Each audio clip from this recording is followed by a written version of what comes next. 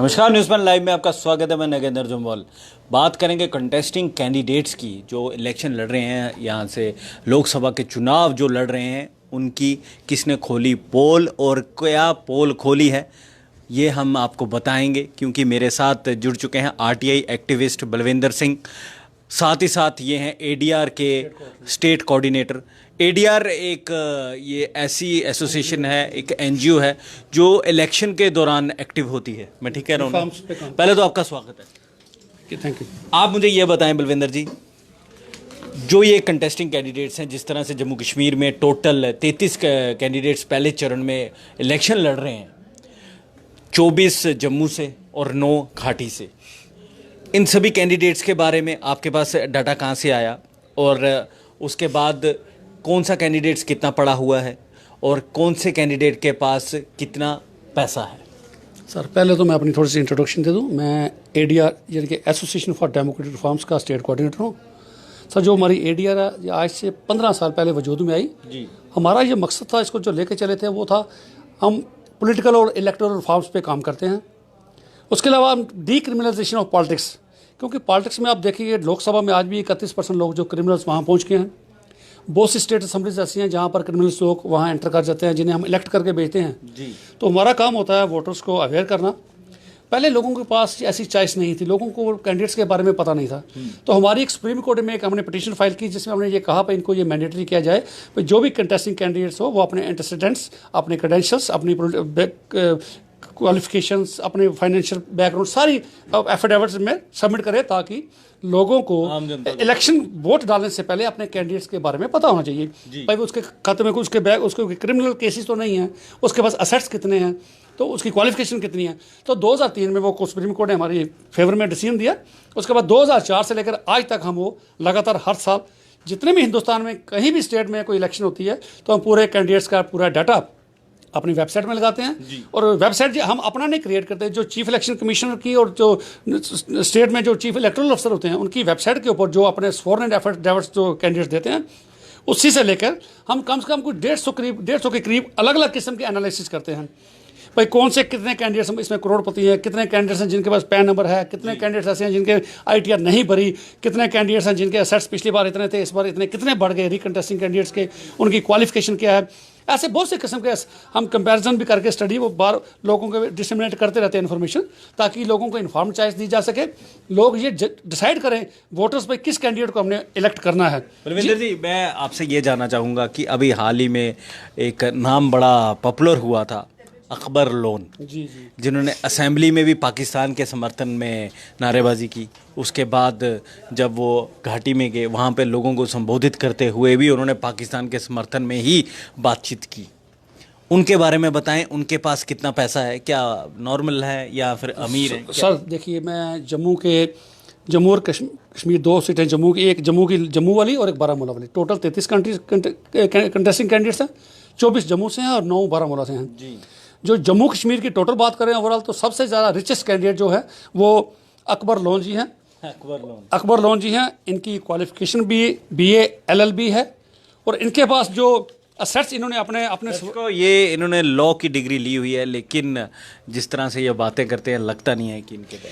तो ये सर इन्होंने जो अपने असेट्स सारे 33 कंटेस्टेंट में से सबसे ज़्यादा रिचेस्ट कैंडिडेट्स हैं जो इन्होंने अपना डाटा डिक्लेयर किया है। इन्होंने अपने 59,74,34,000 इन्होंने अपने असेट्स डिक्लेयर किए हैं और लाइबिलिटी सिर्फ 1 लाख की। इसके अलावा जम्मू के जो 2 मेन कंटेस्टिंग कंटेंडर्स हैं, जो मैं उनके बारे में आपको थोड़ा सा बता दूं। जुगल जी की एक हमारे जुगल जी हैं। जुगल जी जो उनकी एजुकेशन, पुंछ से ये इलेक्शन लड़ रहे हैं, उनकी एजुकेशनल क्वालिफिकेशन मैट्रिकुलेट है, जो 2014 तो जो 2014 में इलेक्शन हुई थी, उन्होंने अपने असेट्स जो डिक्लेयर किए थे 2,68,24,308 रुपया। उस वक्त उन्होंने अपनी लाइबिलिटी शो की थी 3 लाख रुपया जी। अब जो लोकसभा के इलेक्शन होने जा रहे हैं, इसमें वो दोबारा इसी सीट से कंटेस्ट कर रहे हैं। अब उन्होंने अपने जो असेट्स डिक्लेयर किए हैं 5,64,81,861 रुपया, अप्रोक्सीमेटली 3 लाख का। तो और जो लाइबिलिटी इस बार उन्होंने शो की है वो 35 करोड़ रुपए की लाइबिलिटी शो की है इस बार। दिखाएं जरा दर्शकों को। तो ये 35 करोड़। पिछली बार कितनी थी? पिछली बार 3 लाख इन्होंने लाइबिलिटी थी। इस बार इन्होंने जो अपनी शो की है लाइबिलिटी शो की है वो उन्होंने 35 करोड़ की है। तो इसी तरह उसके बाद रमन पलाजी हैं, वो भी जम्मू पुंछ से कंटेस्ट कर रहे हैं, वो कांग्रेस के कैंडिडेट हैं। उन्होंने जो असेट्स 2014 में दिए थे 3,74,49,911 और लाइबिलिटी थी 38 लाख। इस बार जो उन्होंने अपने असेट्स दिए हैं वो 5,92,72,000 रुपया दिया है, और जो लाइबिलिटी उन्होंने शो किया है वो 68 लाख रुपये के करीब उन्होंने अपनी लाइबिलिटी शो की है। तो इसके अलावा जो मैं एक तरफ तो पहले बात हुई मोहम्मद अकबर लोन की, अब मैं बात करूं जम्मू से जो सबसे रिचेस्ट कैंडिडेट है जिसके जो उसने अपने असेट्स डिक्लेयर किए हैं उसके मुताबिक वो अजय कुमार जी हैं। वो इंडिपेंडेंट कंटेस्ट कर रहे हैं। उन्होंने अपने असेट्स 17,92,79,000 रुपया डिक्लेयर किया है, लाइबिलिटी 33,54,000 की जी। और इसके अलावा जम्मू कश्मीर में सबसे ज़्यादा हाईएस्ट रिटर्न किसने फाइल की लास्ट ईयर फाइनेंशियल ईयर में, वो भी जम्मू के अजय कुमार जी हैं। इन्होंने, इनकी स्पाउस ने, इनके डिपेंडेंट ने जॉइंटली जो आईटीआर फाइल की है, टोटल उनका अमाउंट है 75,55,430 जी। और जो उन्होंने अपनी इंडिविजुअल फाइल की है वो 22,07,670 रुपया। इसके अलावा एक दो और बड़े इंटरेस्टिंग फैक्टर्स जो इसमें पॉइंट्स हैं वो मैं आपको आपसे साथ शेयर करूंगा। कोई क्रिमिनल बैकग्राउंड वाला है कोई कंटेस्ट? क्रिमिनल कैंडिडेट एक उसमें शहजाद शबनम जो जम्मू से कंटेस्ट कर रहे हैं। जम्मू नहीं, घाटी से होंगे? नहीं, जम्मू के हैं, जम्मू के हैं। ये कहीं पुंछ वगैरह इलाके इस इलाके के हैं, वो आप इसमें से रिपोर्ट में चेक कर सकते हैं। तो उनके खिलाफ कौन सी सीट से कर रहे हैं? जम्मू पुंछ? जम्मू पुंछ की सीट से जो कंटेस्ट कर रहे हैं। तो इनके ऊपर माइनर से एक दो केसेस हैं छोटे, तो वो क्रिमिनल केसेस के ऊपर पेंडिंग है।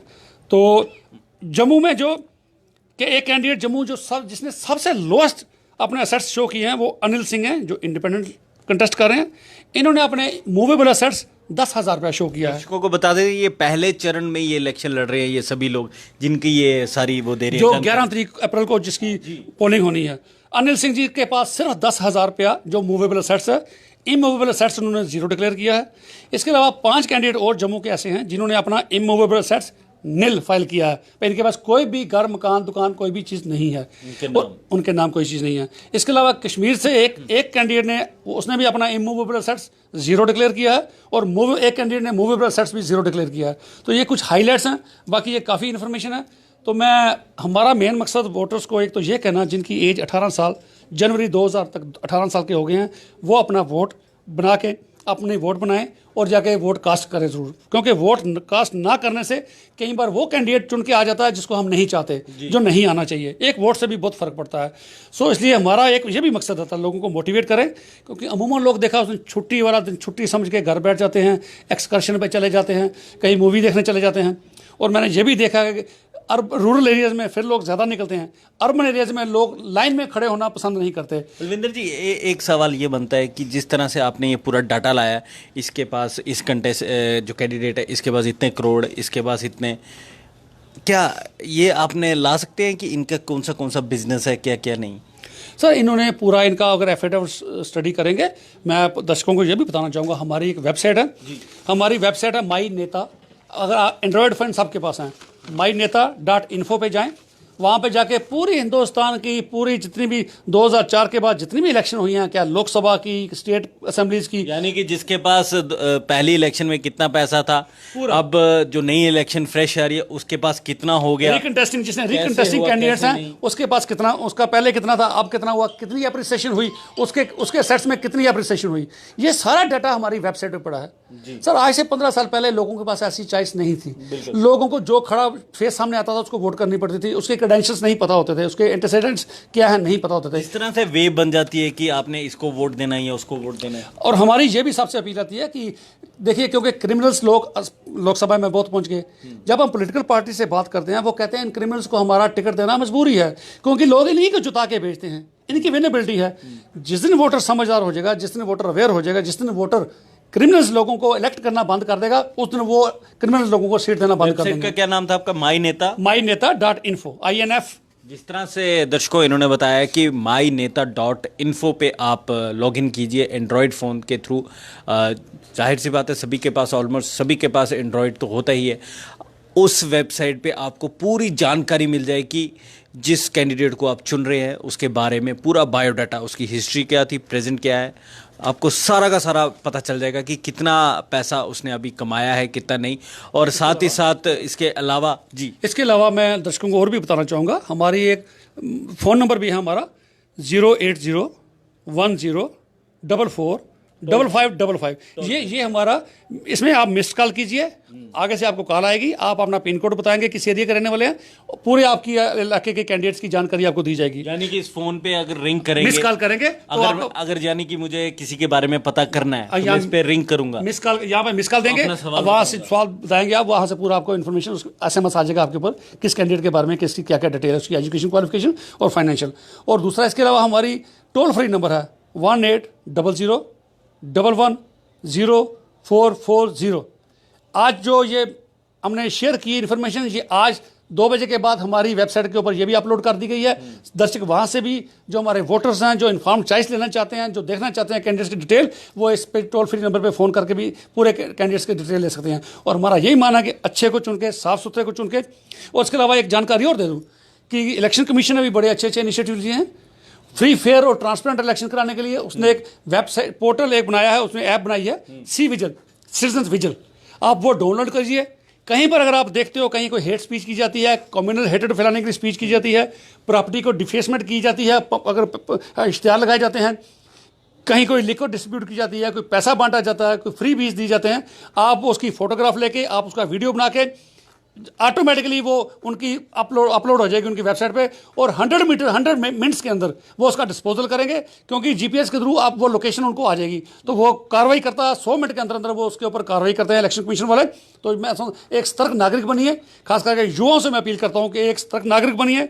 जहाँ मॉडल ऑफ कोड की कंडक्ट की वायलेशन देखें तो इस ऐप के थ्रू वो उसको डाउनलोड करें और सरकार तक पहुंचाएं, ताकि उन लोगों की, जो ऐसे लोग काम करते हैं, लोगों को धन का प्रलोभन देकर, लोगों को शराब का प्रलोभन देकर वोट खरीदने की कोशिश करते हैं, ताकि उनसे निजात मिल सके। बहुत बहुत शुक्रिया बलविंदर जी। ये थे बलविंदर जी, ADR के स्टेट कोऑर्डिनेटर है और साथ ही साथ जम्मू कश्मीर के RTI एक्टिविस्ट भी हैं। जिस कदर से इन्होंने बताया कि इन्होंने अपनी एक ADR के नाम की myneta.info नाम की जो वेबसाइट है, उस पर आप कोई भी जानकारी, कोई भी अगर आप लोगों ने कंटेस्टिंग कैंडिडेट्स के बारे में जानकारी लेनी है, किसी भी देश के किसी भी कोने के कंटेस्टिंग कैंडिडेट की आप ले सकते हैं। और साथ ही साथ इन्होंने जिस तरह से बताया कि अब फैसला आप लोगों पे है कि 11 को आपने चुनना है किसको वोट देना है, किसको नहीं। आपको सब पता चल जाएगा कि किसके पास 2014 में कितनी प्रॉपर्टी थी और 2019 में कितनी है, कहाँ से आखिर ये पैसा आया, कहाँ से नहीं, और किसके खिलाफ कौन सा क्रिमिनल केस है और किसके खिलाफ नहीं। वैसे फैसला तो आप लोगों के हाथ में होगा, भाग्य का फैसला आप ही ने करना है 11 को। पहले चरण के जो वोट है 11 अप्रैल को होंगे। फिलहाल न्यूज़ पॉइंट में इतना ही। मुझे यानी नागेंद्र जोबाल को, कैमरामैन अनिल नागरा के साथ दीजिए इजाज़त। शुक्रिया।